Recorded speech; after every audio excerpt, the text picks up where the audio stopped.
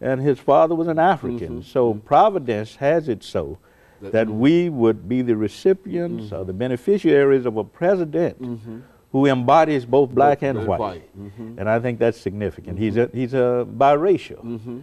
And he represents both races. And he represents a large number of individuals in the United States of America who you might not know, whose history and whose background you might not know as well as you know Obama's history and background. Which is to say that is duplicated all across, especially the southern parts of the United States, and really in all parts of the United States, that this whole thing. I think we used to call it in college miscegenation. We called it at that particular time, and that's quite common. And it only recognizes that we are all of one blood. That's right. Regardless of the situation that we find ourselves in. But I agree with you that in a real sense, this is a real positive kind of thing in terms of the civil rights movement.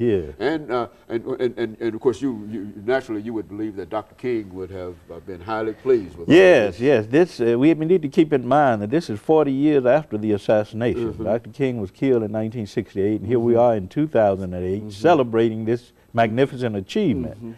And I think it's another step toward the fulfillment or the actualization of Dr. King's dream, because when he spoke of the promised land, of reaching the promised land, this is part of what he had in mind.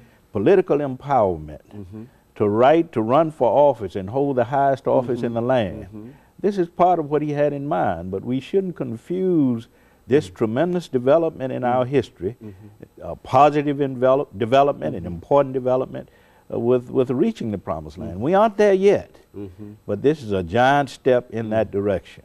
And it's, as many people say, it's a step that many of us never envisioned. That would be taken during our lifetime. That's right. And we have to keep in mind how he did this. You and I were talking earlier about the tremendous organization, the use of the internet, the use of sources of technology to reach people, and I think he will continue to do that. He was able to build this tremendous organization and ended up in the White House because of it.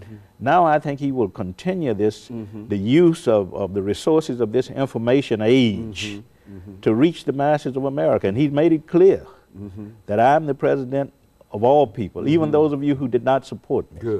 And I think that's the message we need to hear in this age when there's so much division and so much tension between people at so many levels. As a matter of fact, following up that internet idea, I think that it is said that he's already made plans to continue that activity and to speak to the American people by way of the internet periodically, if not weekly, through YouTube and some of the other more popular social networks and et cetera. So I think that in a real sense this does represent an opportunity in a real sense for people to know one another.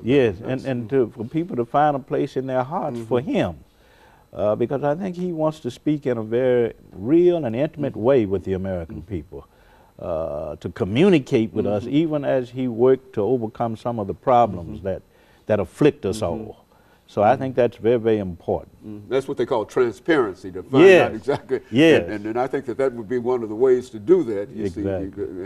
You're very good. And of course, Dr. Baldwin, we've got about 2 minutes before we end this show for today.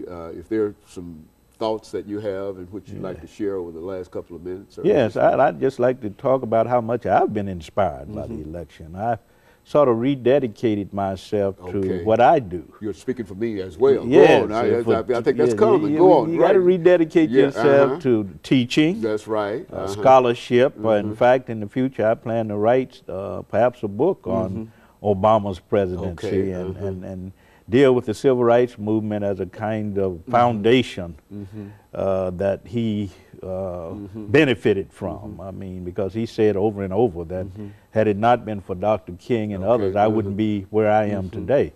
So I've sort of rededicated myself to teaching and scholarship and to inspiring young men and women, black community, other communities, to achieve. To be all that they can be. To be all that you can be, to work hard, to look upon this election as a call to responsibility. Very good. Not something that we should be jubilant about merely, but that we should work hard. I think you're speaking for many of us who feel the same way in terms of our renewed commitment in reference to what is going on and what has to be done. And of course, Dr. Baldwin, let me thank you for bringing by that excellent information and making those excellent comparisons between where we stand now and where we stood. And of course, let me also encourage our audience to tune in again next week for another informative edition of Comments, and to also remind our audience that they might find many of these titles on YouTube as well as on our website, which has already been announced. And of course, we'll be with you again next week for another informative edition of Comments. Thank you, and